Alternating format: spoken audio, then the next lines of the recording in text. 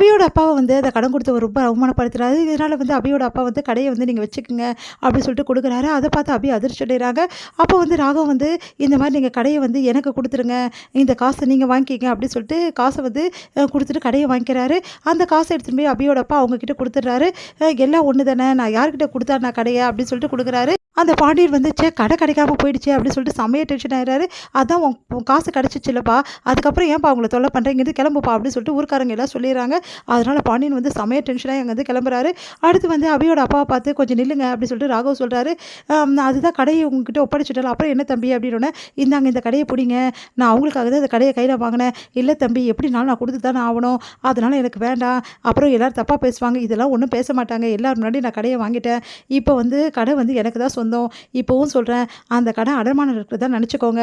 நீங்கள் வந்து எப்போ வந்து உங்களால் திருப்பி கொடுக்க முடியுமோ அப்போ வந்து அந்த காசை கொடுத்துருங்க எனக்கு. உங்களுக்கு இதில் விருப்பம் இல்லைனா கடையோட பத்திரத்தை நானே வச்சுக்கிறேன், போதுமா? அது வரைக்கும் நீங்கள் அந்த கடையை நீங்களே பார்த்துக்குங்க அப்படி சொல்லிடுறாரு.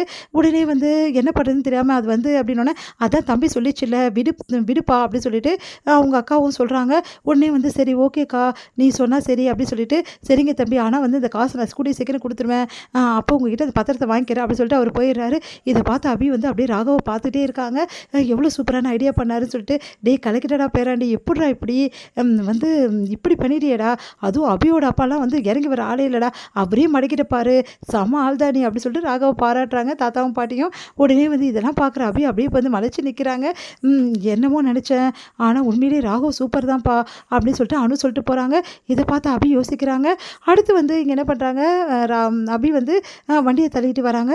அப்போ பார்த்து ராகவ் வந்து சொல்கிறாரு, இங்கே பாரு, என் தம்பி உன்னோட அக்காவை வந்து பார்க்க முடியலையா, அதனால் லெட்டர் கொடுத்துருக்கான், இந்த லெட்டரை சேர்த்துரு, அப்போ அவங்க மனசு மாறுதா பார்க்கலாம் அப்படின்னு சொல்லிட்டு கொடுக்குறாங்க. உடனே வந்து லெட்டர்லாம் கொடுக்கணுமா, அதெல்லாம் என்னால் முடியாது. ஏன் முடியாது, நீ தான் ஹெல்ப் பண்ணுற சொன்னல, பண்ணுற சொன்னேன், ஆனால் என் வண்டியை தள்ளின்னு வரணுமா, அது யார் தள்ளின்னு வருவா?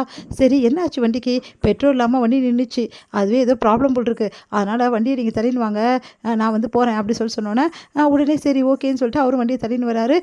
சரி இங்கே பாருங்கள், எங்கள் கடையெல்லாம் நிறைய வருது பாருங்கள் அப்படி சொல்லிட்டு எல்லா பொருளெல்லாம் வாங்கி சாப்பிட்டுட்டே வராங்க. வரும்போது அடுத்து வந்து அப்பா சாமி நல்லா மாட்டிக்கின இவக்கிட்ட அப்படி சொல்லிட்டு யோசிக்கிறாரு.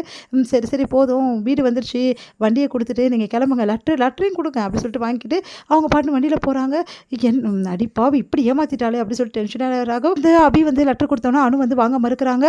சரி நீ படித்தா படிக்க போன் வச்சுட்டு போயிடுறாங்க. உன்னை யாருக்கு தெரியாமல் அனு வந்து எடுத்து படிக்கிறாங்க. இதை அபி வாட்ச் பண்ணிடுறாங்க. இவ்வளோ மனசில் காதில் வச்சுக்கிட்டு இப்படி பண்ணுறீடி அப்படி சொல்லிட்டு டென்ஷன் ஆகிடுறாங்க. அடுத்து வந்து இங்கே என்ன பண்ணுறாங்கன்னா, ராகவ் வந்து அபி வந்து என்ன சொல்லுவாங்க லெட்டரை பற்றி அப்படின்னு சொல்லிட்டு கேட்கறதுக்காக வராரு. ஆனால் அபி வந்து ஓவரே வந்து சீன் போட்டுட்ருக்காங்க. உடனே ராகவ் டென்ஷன் ஆகி அபியை வந்து பிடிச்சி இழுக்கிறாரு. அபி அப்படியே அவங்க மேலே சாயிறாங்க.